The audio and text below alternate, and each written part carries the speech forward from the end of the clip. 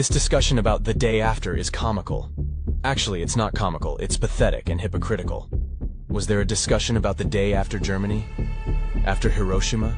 After Afghanistan? Iraq? What's it called again when you have one standard for the Jews and another one for the rest of the world? Oh man, that term, it's on the tip of my tongue. The day after? The only day after I'm concerned with is the day after today. Will Hamas kill more of our babies tomorrow? More of our women? Will they murder more hostages?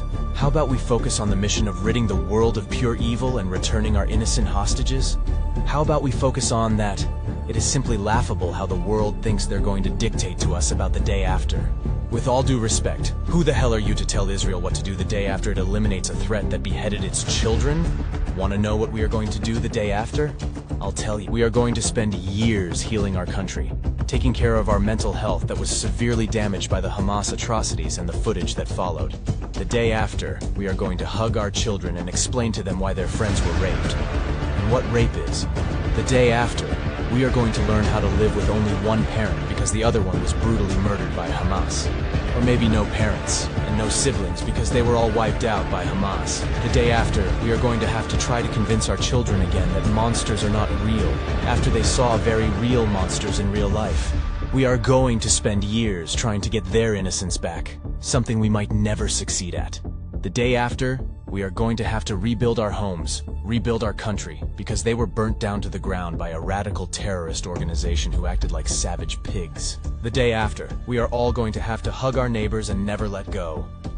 The day after, we are going to mourn, as a nation, because now we are focused on surviving. We are dedicated to winning this war, not only with Gaza, but the war we are fighting with 6 different enemies. Right now, we can't let our guard down. Right now, we can't cry. The day after, we will cry. A lot. The day after, we will reassure our children that it's safe to go out and play again.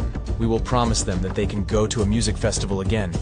We will show them that we are not afraid anymore, that we are safe again in our homes, but we'll still be looking over our shoulders for the foreseeable future.